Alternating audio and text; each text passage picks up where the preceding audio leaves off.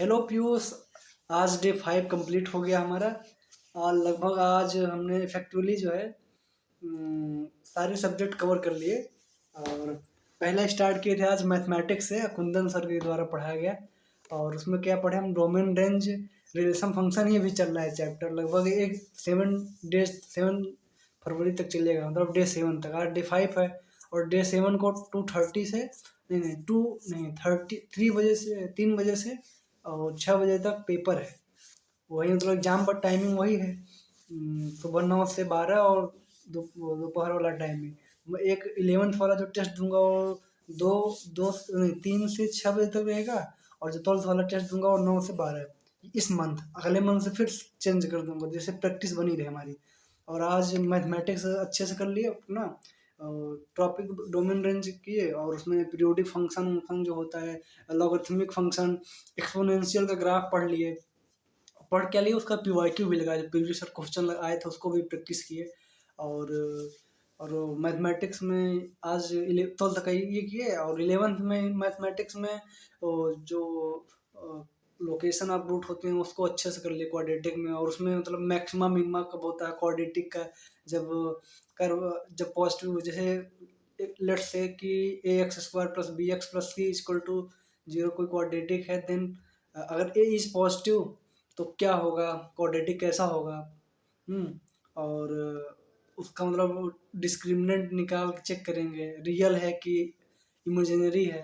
उसका डिस्क्रिमिनेंट अगर रियल आता है तो उसके जो फैक्टर होते हैं क्वाड्रेटिक के, वो फैक्टर बन के उसके वैल्यू निकल आएंगे, उसके जो रूट्स होते हैं निकल। अगर रियल नहीं रहेंगे तो फिर उसको जो है आगे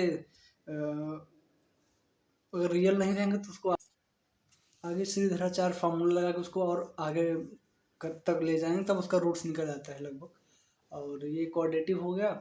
और बेसिक मैथमेटिक्स भी अच्छा, मॉडुलस फंक्शन जो होता है उसको अच्छे से प्रैक्टिस कर लिए हैं। और ये हो गया 11th-12th का मैथमेटिक्स। अब आते हैं फिजिक्स पे। फिजिक्स में इलेक्ट्रोस्टैटिक्स लगभग खत्म होने वाला है, क्योंकि 7 तारीख आने वाला है और टेस्ट हमको देना है। तो इलेक्ट्रोस्टैटिक्स देना नहीं है, मोशन 1D का देना है हमको। तो मोशन इन 1D मतलब 1 डायमेंशन में आज मोशन अंडर ग्रेविटी पढ़ लिए। और मोशन अंडर ग्रेविटी उसके टॉपिक्स हैं। और क्या बोलते हैं उसको, मोशन अंडर ग्रेविटी हो गया। और और और डिस्प्लेसमेंट और टाइम का ग्राफ पढ़े, सबसे इनिशियल जो होता है ग्राफ में। और फिर उससे कन्वर्जन किए। डिस्प्लेसमेंट सबसे छोटे होता है, उसके बाद वेलोसिटी डिस्प्लेसमेंट को डिफ्रेंशिएट करेंगे तो वेलोसिटी हमको मिलता है। एस टी ग्राफ से वी टी ग्राफ मिलता है, वी टी ग्राफ से ए टी ग्राफ मिलता है। जस्ट उल्टा अगर करते जाएं, इंटीग्रेशन करते जाएं, तो ए टी ग्राफ से मतलब एरिया जो होगा ए टी का वो वेलोसिटी देगा, और वेलोसिटी का जो एरिया होगा वो डिस्प्लेसमेंट देगा। डिस्प्लेसमेंट और स्लोप, जैसे डिस्प्लेसमेंट का स्लोप वेलोसिटी देगा, वेलोसिटी का स्लोप एक्सेलरेशन देगा। और इसमें कुछ फार्मूले थे जो मेन इंपॉर्टेंट थे। ये v = u+at, ये यूनिफॉर्म मोशन में लगता है जब एक्सेलरेशन यूनिफॉर्म होता है। v = u+at और s = ut + ½ at² और v² = u² - 2a + 2as। तो ये जो है इसको आज इसका डेरिवेशन किया, how is come. Then derivation इसका ऐसे हुआ कि लेट से कोई ऑब्जेक्ट s क्या होता है dv/dt। अब डिफ्रेंसिएशन और इंटीग्रेशन का यहाँ एप्लीकेशन हुआ, जो 11th-12th में डिफ्रेंसिएशन उसका बेसिक लगा। तो जो इसको अच्छे से कर लिए, s = dv/dt, dt उधर भेज दिए तो dv/dt ना, s उधर भेज दिए, फिर डिफ्रेंशिएट कर दिए कहाँ से लेट से कोई टाइम 0 से t तक और वेलोसिटी इनिशियल वेलोसिटी v से u तक। जब इसको इंटीग्रेट करेंगे तो आराम से आ जाएगा, v = u+at हो गया। और इसके बाद इसी का एप्लीकेशन इसमें था ग्राफ में। ग्राफ में कैसे था कि जैसे कि कोई ग्राफ दे दिया, x डिस्प्लेसमेंट ग्राफ दे दिया, x = 2² समथिंग ऐसे 2t² + 2t + 2। तब इसको डिफ्रेंशिएट एक बार करेंगे तो वेलोसिटी मिलेगा, फिर डिफ्रेंशिएट करेंगे एक्सेलरेशन मिल जाएगा। ऐसे करके बहुत सारे क्वेश्चन किए और अच्छे अच्छे क्वेश्चन किए इसमें। और ये हो गई 11th की फिजिक्स। अब 12th की फिजिक्स। 12th की फिजिक्स में हम किए इलेक्ट्रोस्टैटिक्स में डाइपोल मोमेंट तक पहुँचे। अभी डाइपोल इलेक्ट्रिक फील्ड क्या होता है, डाइपोल मोमेंट और उसमें पिछला रिवीजन भी किए, जो किए थे उसके पीवाईक्यू लगाए, जेईई मेंस के पीवाईक्यू पुराने। उसमें जो परमिबिलिटी परमिबिलिटी होता है उसको किए अच्छे से, डायलेक्ट्रिक कांस्टेंट, रिलेटिव, जो उस दिन डे 4 को किए थे लगभग।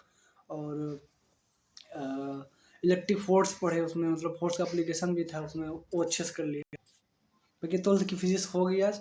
और हाँ, अब स्टार्ट करते हैं 11th की केमिस्ट्री से। 11th की केमिस्ट्री में आज ज़्यादा कुछ कर नहीं पाए वैसे, क्योंकि यही सब करते रहे, फिजिक्स और मैथ में ज़्यादा फोकस किए।